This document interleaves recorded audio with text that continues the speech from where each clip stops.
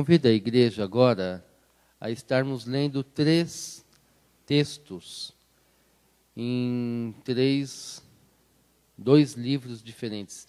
O primeiro texto está em Êxodo 14, de 13 a 31.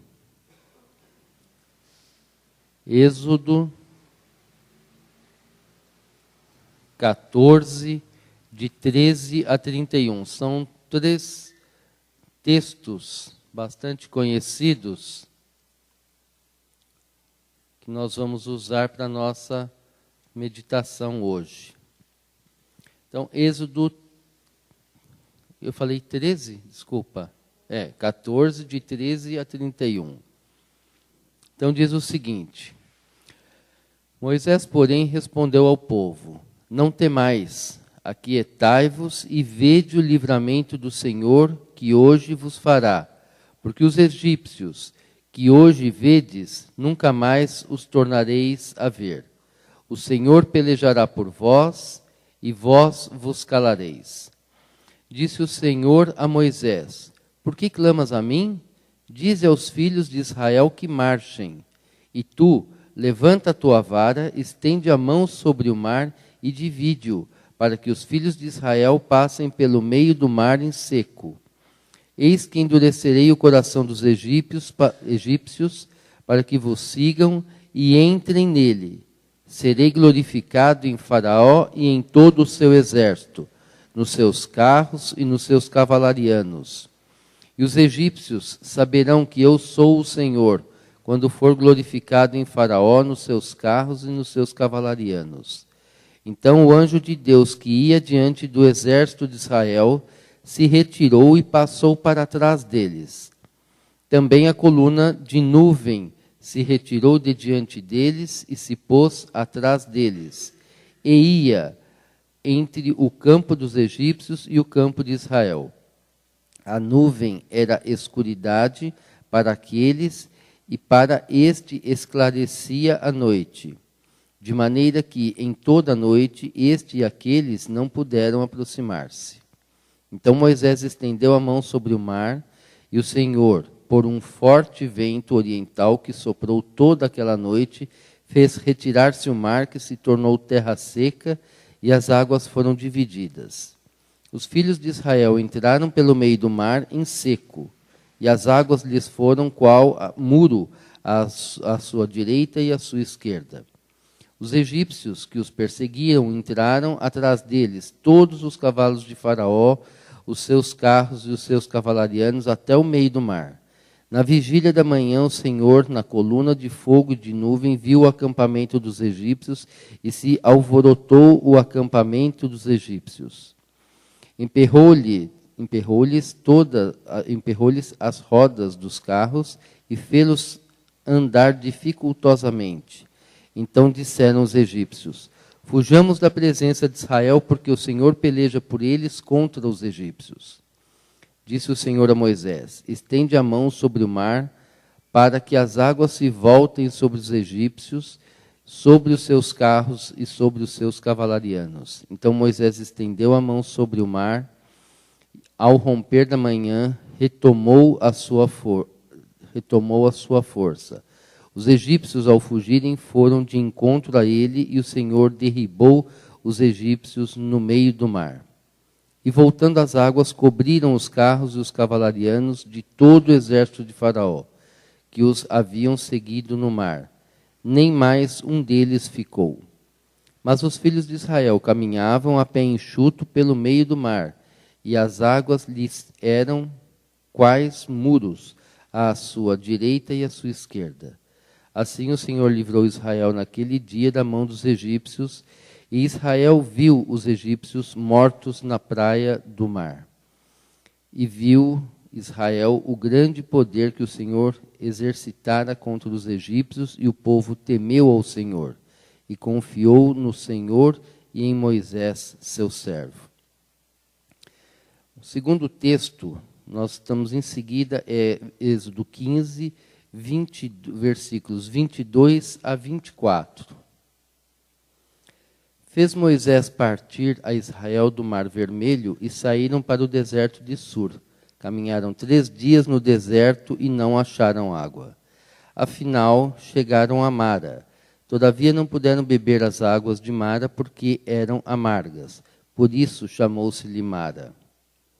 E o povo murmurou contra Moisés, dizendo: que havemos de beber? E por último, convido os irmãos a lerem Mateus,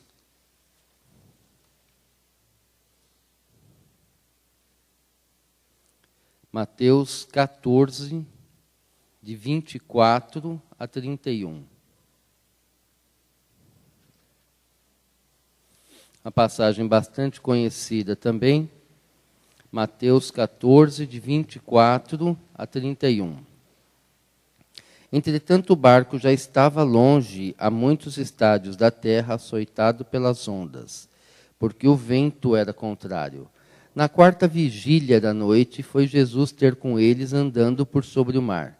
E os discípulos, ao verem-no andando sobre as águas, ficaram aterrados e exclamaram: é um fantasma! E tomados de medo, gritaram. Mas Jesus imediatamente lhes disse: tende bom ânimo, sou eu, não temais.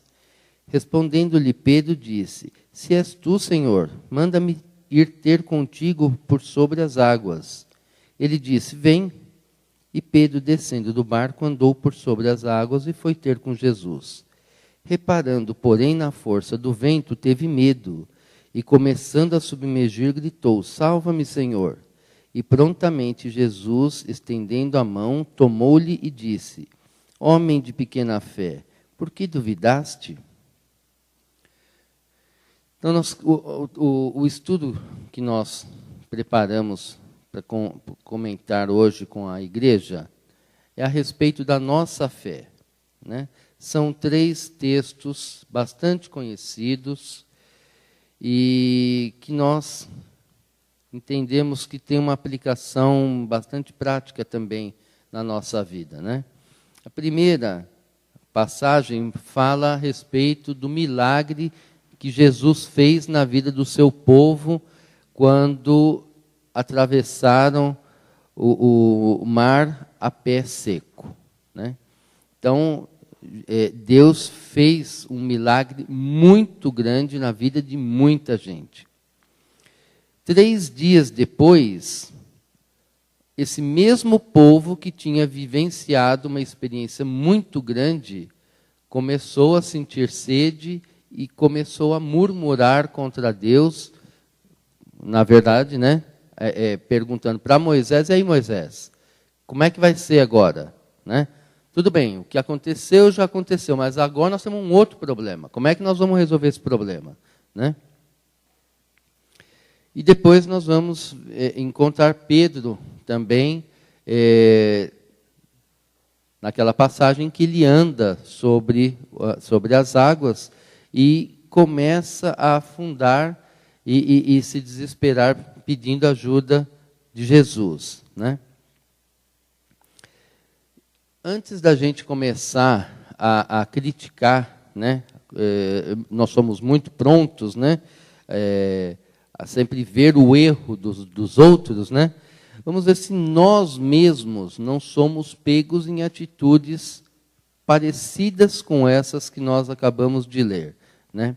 Existe uma ilustração que eu acho que eu já comentei, não sei se aqui com os irmãos ou na classe de casais. Existe uma ilustração que define a humanidade como sendo uma fila indiana, onde todos nós levamos as nossas virtudes numa mochila aqui na frente e os nossos defeitos numa outra mochila nas costas. E todo mundo anda atrás um do outro. De modo que eu vejo facilmente os defeitos de quem vai à minha frente e de todo mundo, né? E eu próprio só vejo as minhas virtudes, não vejo os meus defeitos, né? Então todo mundo só sabe ver os defeitos dos outros e dificilmente alguma virtude. E a gente o contrário, só sabe identificar as nossas virtudes e dificilmente reconhecemos algum defeito. Então, antes que a gente cometa esse equívoco, né, criticando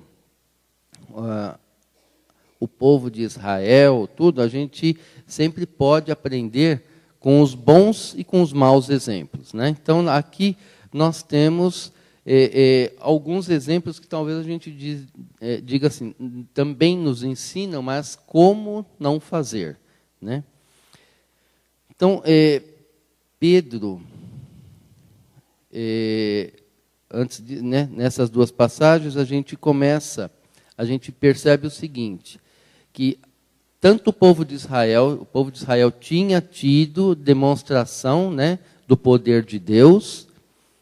Pedro também, acompanhando Jesus, tinha tido muitas demonstrações do poder, mas no momento em que as circunstâncias à volta começam a nos influenciar, também a nossa fé, também o nosso comportamento se transforma, né?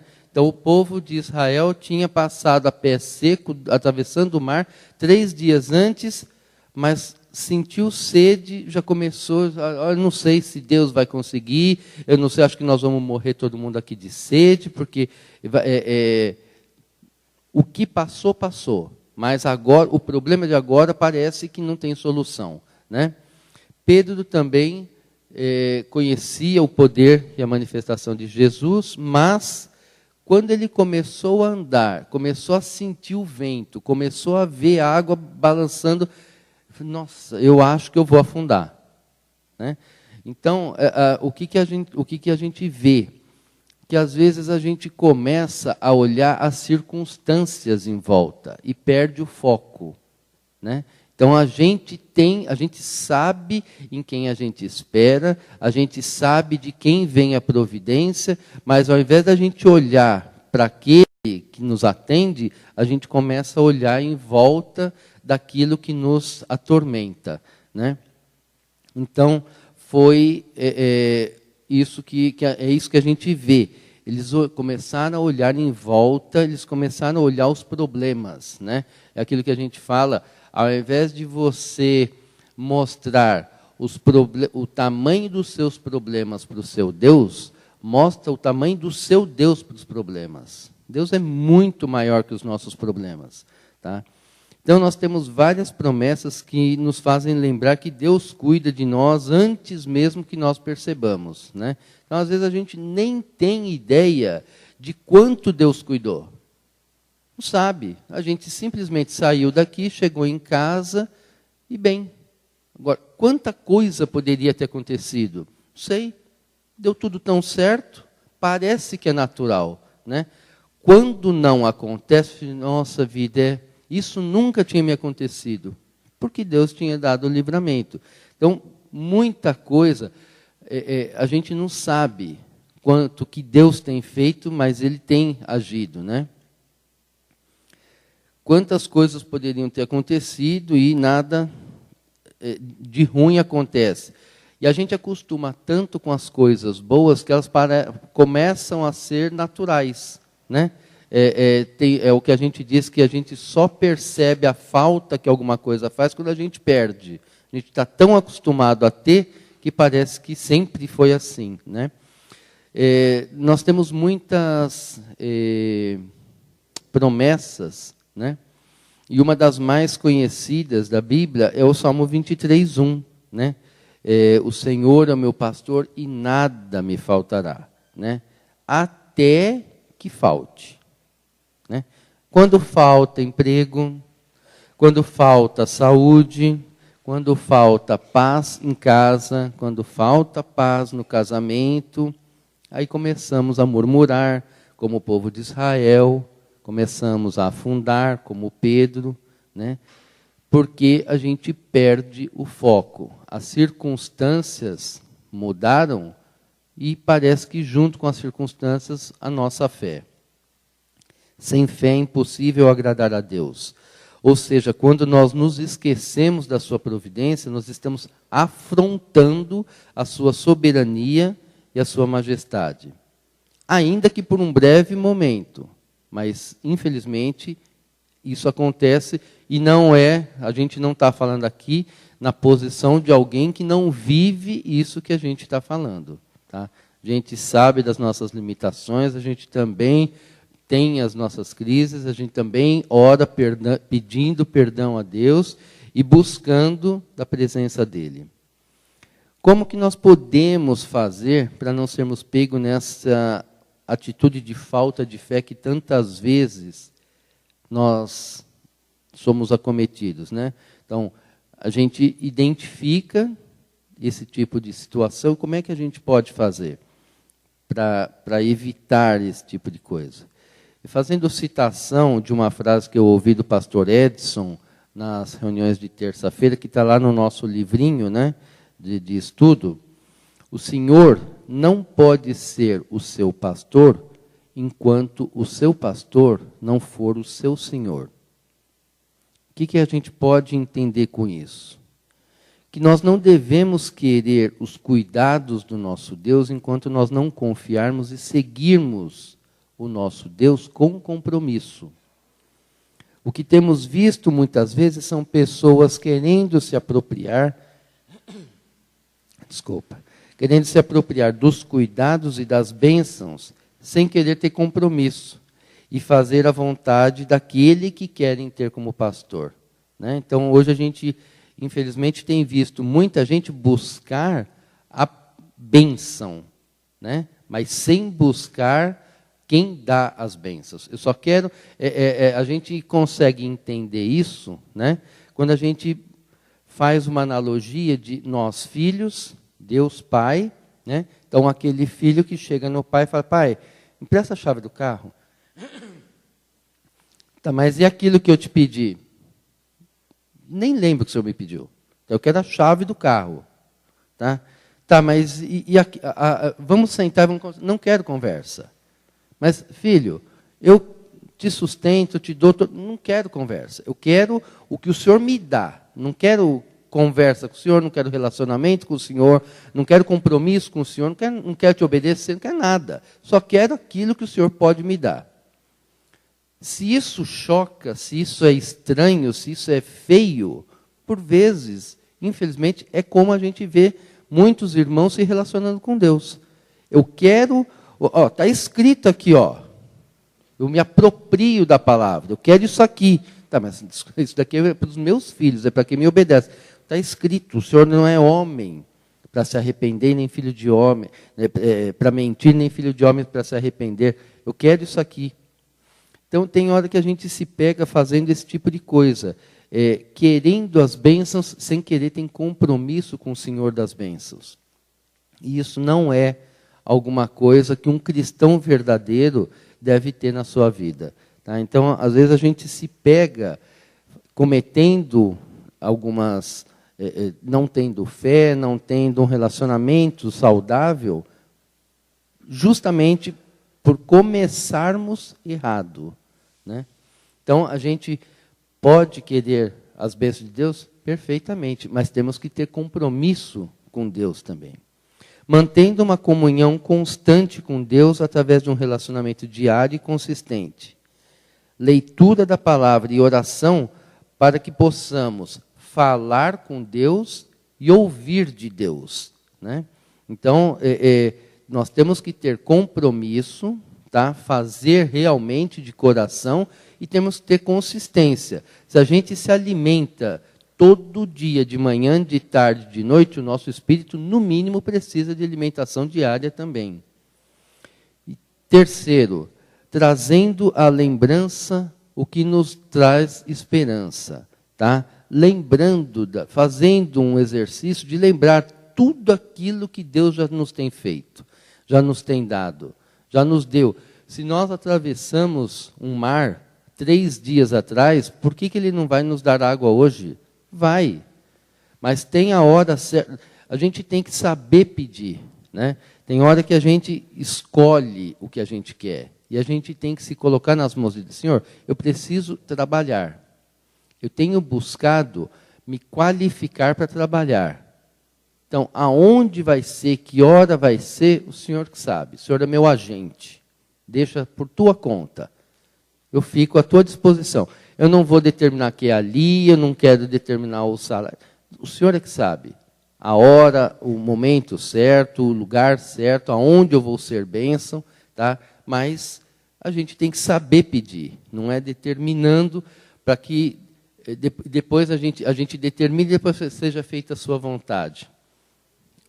Então, já que é para ser feita a vontade, então deixa que eu faça minha vontade, eu sei o que é melhor para você, né? Eu sempre digo que quando a gente entra num ônibus, num avião, a gente não vai perguntar para o motorista, para o piloto, o senhor sabe onde que nós vamos? O senhor sabe fazer isso aqui, voar, descer? Ninguém pergunta.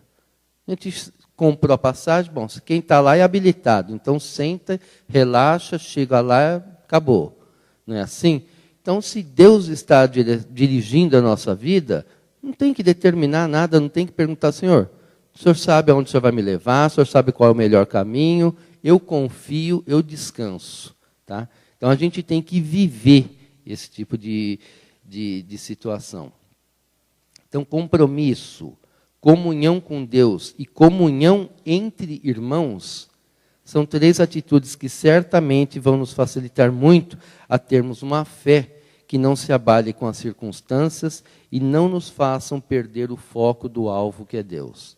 Tá? Então, a comunhão, essa comunhão que nós estamos tendo agora, de sair do conforto da nossa casa, né, com essa chuva, esse tempinho gostoso para ficar mais na cama, esse compromisso de vir, ouvir, é importante, faz crescer, ajuda, e ter individualmente uma vida de comunhão com Deus e de compromisso com Deus, certamente vão fazer com que os nossos dias, a nossa fé, sejam mais consistentes e a gente possa andar segundo a vontade de Deus de coração.